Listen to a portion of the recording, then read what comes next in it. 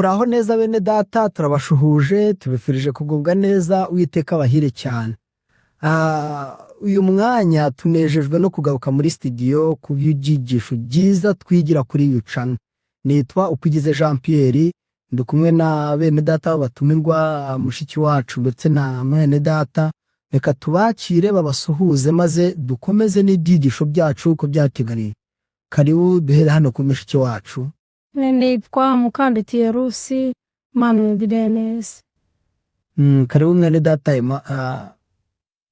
ko mugabo Emmanuel nkaba ndi gufatanya na bene data muri witiki. Arakoze cyane abantu kubana kuri iyi channel.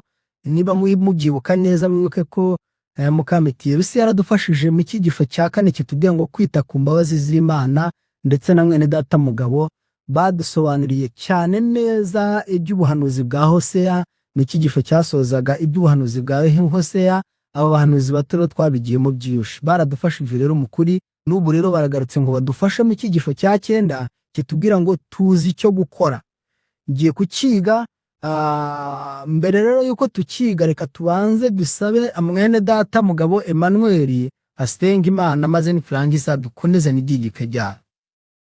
Data twese uri mu ijuru, turagushimye kandi turagudimbaje, tugushimiye imbabazi zawe n'ubuhuru tugaragariza uko bukeye n'uko bwije. Urukundo rwagaragarije mu mwana wawe, urwo nako turarubona uko bukeye n'uko bwije. Turakwinze kugira ngo imitima yacu icishirijwe bugufi kwakira ijambo ryawe, maze ritubere ameneze yo kukunda no kugukorera, nugaruka tuzishimira kugusanganira, tuzujye mu izina rya Yesu, amen. Nakoze cyane mugabo, Imana muhumugisha. Reka twakire Mukanditiye Rusi kugira ngo atwigishe iki cyigisho. Ningiye kuzarura iki cyigisho kitubwira ngo kuzi icyo gukora, ariko na mwene data mugabo anadufasha mu masomo byanditswe byera. Rero mukuri mube hafi kugira ngo twumve neza iki cyo gukora ni igiki, tuzi ese turagikora cyangwa turakirengagiza. Tuzabibona mu ngingo uko zizakurikirana, kandi tunyitse gukora subscribe, gukora share, gukora comment, byose kugira ngo dusangire dukomeze guteza imbere ubukristo bwacu. Reka rero munyemerere twakire Rusi kugira ngo adatangirire icyigisho cyacu. Mukarimusi. Nakoze cyane uko mu mwanya yende data kwese buri hano. Tugiye kwiga icyigisho cya 9 kitubwira ngo tuzi icyo gukora. Isomo ryo kuzirikanwa riratubwira riti: yemwe mwana w'umuntu we, yakweretse icyiza icyo ari cyo. Icyo Uwiteka bushaka bo ni iki? Ni ugukora ibyo gukiranuka no gukunda kubabarira no kugendana n'Imana yawe wicisha bugufi. Isomo turaribona muri Mika 6:8. Iri somo mu by'ukuri rirahita ritwereka neza icyo tuzi icyo gukora icyo bishatse kuvuga. Ahantu murahumvishe icyo Uwiteka dushakaho mu gukiranuka, mu gukunda kubabarira no kugendana n'Imana wicishije bugufi. Ndumva ari ibintu bitatu byumvikana kandi bigomba kuba ingime y'imitima yacu. Abafite umutima umenetse nibo Imana yemera kandi ikumva amasengesho yabo, kandi igihe Imana izaba itanze ubufasha bazatsinda inzitizi zose. Bihamya by'itorero volume ya 4 page 539. Ahangaha rero naho tubonye neza intsinzi, tubonye ababana n'Imana uko bikwiriye ko arabafite imitima imenetse, kandi umutima umenetse usenga Imana ufite umutima umenetse wicisha bugufi, Imana irushaho kumva amasengesho yawe kandi inzitizi zose zikavaho. Ingingo yo kwa mbere rero atubwira ngo mu maso y'Imana. Ni mu buhe buryo bworoheje umuhanuzi Mika yasabye gusobanura mu magambo ahinnye inshingano dufite ku Mana? Mika 6:8. Kadusaba mwene data mugabo adusomere isomo. Arakoze mushiki wacu. Reka dusomere no somo riri muri Mika 6:8. Haravuga ngo yewe mwana w'umuntu we, yakweretse icyiza icyo ari cyo. Icyo Uwiteka gushakaho ni iki? Ni ugukora ibyo gukiranuka no kubabarira no gukunda kubabarira no kugendana n'Imana yawe wicisha bugufi.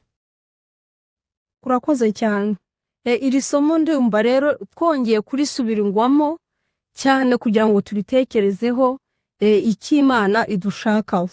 cy'Imana itwereka gukora icyo ari cyo. Kenshi mu by'ukuri dukwiriye gukunda ibyo gukiranuka, dukwiye gukunda kubabarira. Iki kintu ndakivugaho cyane. Kubabarira nta nubwo dukwiye kubabarira ari uko twasabye imbabazi. Bona naho utasabye imbabazi ugomba kugira umutima wo kubabarira, kuko Imana nayo yakubabariye ntacyo wakoze. Ikindi nanone, kugendana n'Imana wicishije bugufi. Sinzi kwicisha bugufi kugira ngo mbashe kubisobanura abantu babyumve. Kwicisha bugufi ntabwo ari ukugenda wunamirije cyangwa se ntabwo ari ukugenda upfukamye. Mu kwicisha bugufi mu mutima ukamera nk'umwana muto, ukumva ko ntacyo uri cyo imbere y'Imana. Amagambo n'amategeko y'Imana byanditswe mu mitima kandi bigaragazwa mu mibereho yehuriwe Imana ndetse yera, bifite imbaraga ikomeye ihindura yo kwemeza isi. Kwifuza kwabaye gusenga ibigirwamana, ishyari no gukunda iby'isi bizarandurwa bivanwe mu mitima y'abubaha Kristo.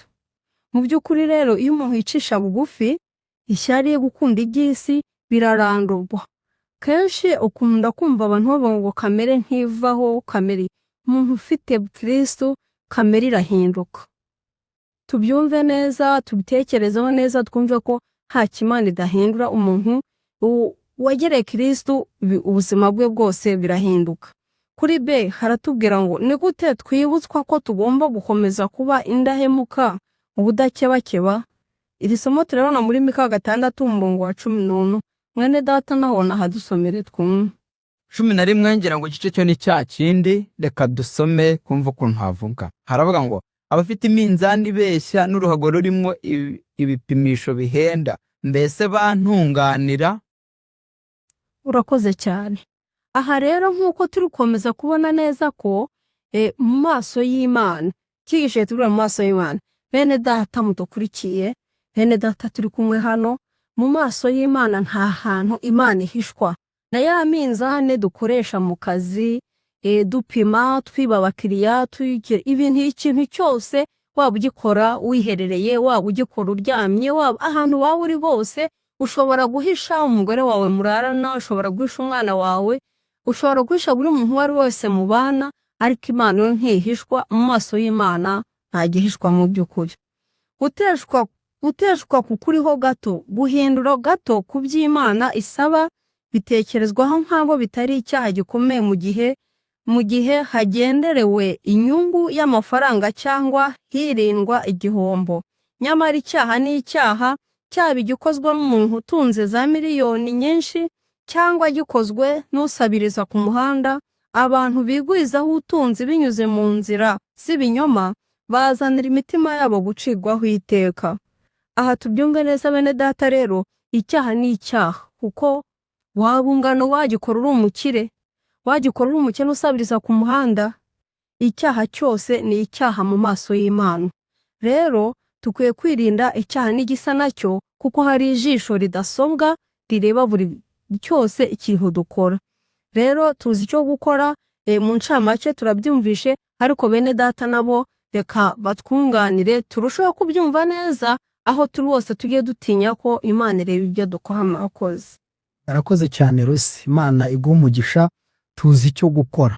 Buriya mbonye ko nta muntu ukora icyaha atakizi. Waba ukoresha umuzani wiba, uzi n'utugarama wiba, umuntu akenshi na kenshi hari n'igihe twiregera twabura ngo none se ko ubucuruzi bwahenze, none se ko imisoro ngo mumeze gutya. Ariko mukuri abakoresha ibipimisho giba, Imana yatweretse icyo gukora. Imitima nama yacu izi cyiza twasingira n'ikibi twanzibukire. Kenshi rero turabyirengagiza. Iki cyigisho ni cyiza cyane. Reka twakire mwene data mugabo Emmanuel atanga inyunganizi kuri iki cyigisho, ariko anatanga n'ubujyanama. Ese nshuti tuzi icyo gukora tukaba tukiremegeza ko twugarijwe n'akaga, ni iki twakora kugira ngo dushyire mu bikorwa? Kari Arakoze mwene data kumpa abakanya. Hano kuvuga tuzi icyo gukora, buriya ni uburyo Imana ireba ubwoko bwayo ikabagira inama. Hano tubonye neza yuko harimo abantu bagira iminzani beshya, ariko Imana yavuze ngo si abo bantu bantunganira. Abo bantu rero bafite iminzani beshya bazi icyo gukora, kubera ko iyo minzani nibo bayishe burya. Nibo bayishe. Bazi icyo gukora, bavuze ngo bayisubiza no ku murongo. Nicyo hano bari kutubwira ngo tuzi icyo gukora. Barayishe kugira ngo bahende abantu, ariko bashobora no kuyisubiza hehe? Ku murongo. Hano rero nicyo bari kuvuga ngo mu maso y'Imana. Rero hano bari ngo niba uri mu maso y'Imana, muri make witwa umukristo, uri mu maso y'Imana, kora ibyo gukiranuka, gendana n'Imana yawe wicisha bugufi. Ngira ngo natanga urugero, habaye hari nk'umutegetsi runaka uje kugusura, ngira ngo kumwakira waba wicishije bugufi kandi umwubashye. Hano nicyo bari kutumbwira rero. Imana rero niba ushaka kugendana n'Imana, uri mu maso yayo, iri imbere y'amaso yayo, icishe bugufi. Mwibuke yuko hari itegeko dufite rivuga ngo ntukagire izindi mana mu maso yanjye. Bivuze ngo niba ushaka kugira izindi mana, va mu maso y'Imana ugende uzikore, ariko niba uri mu maso y'Imana, irinde izo mana zindi. Niyo ingingo yatubwiye ngo mu maso y'Imana, ibyo dukora tubikorera mbere y'amaso. Niko kavuga itsubazo. Ibi bibi dukora tubikora imbere y'amaso y'Imana. Ibi dukora tubikorera imbere y'amaso y'Imana, ariko yanatubwiye n'icyo gukorera imitima nama yacu irabizi. Niyo mpamvu Imana ibonye hari icyo tutazi turi kugikora, yakoresheje aba bahanuzi bakuru cyangwa se abahanuzi bato kuko twabibonye, kugira ngo duhabwe imiburo. Reka rero twakire Rusi agira icyo yongera kuri iki cyigisho, maze dushyire umusozo. Ari Rusi. Murakoze cyane. Icyo nongeraho mu by'ukuri kandi nkishimangira, nuko aho tugenda hose, aho twicaye aha, waba uri kwiga ijambo ry'Imana bya nyirarureshwa, Imana irabibona. Kenshi hari n'igihe dushobora guhakanira amakosa twakoze imbere y'abatware bacu, cyangwa imbere y'ababyeyi bacu, cyangwa imbere y'abayobozi batuyobora mu itorero.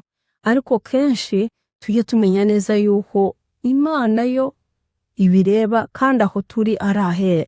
Ijambo ry'Imana avuga ko 2 batatu bateraniye mba ndi hagati yanyu. Aha tuba turi Imana ibihari. Kero twakagombye gutinya aho Imana iri, kandi tukayimana ko ari Imana y'urukundo. Tureke rero kubeshya umuntu. Ushobora kumva kubeshya umuntu, ariko mu by'ukuri bukubeshya Imana. Reka twirinde akaga kameze gutya, ko mu maso y'Imana ntabwo byoroshye. Mu by'ukuri ko mu maso y'Imana ntabwo horoshye, nta nubwo twe ko haba twikinira. Mu by'ukuri twagombye rero kubumbura akanwa, tuzi utwumva uwo ari we. Imana tugere neza, dusobanukirwe Imana iyo ari yo naho turi. Nakoze cyane. Mugabo hari icyo wongeraho gito ngo dusoze?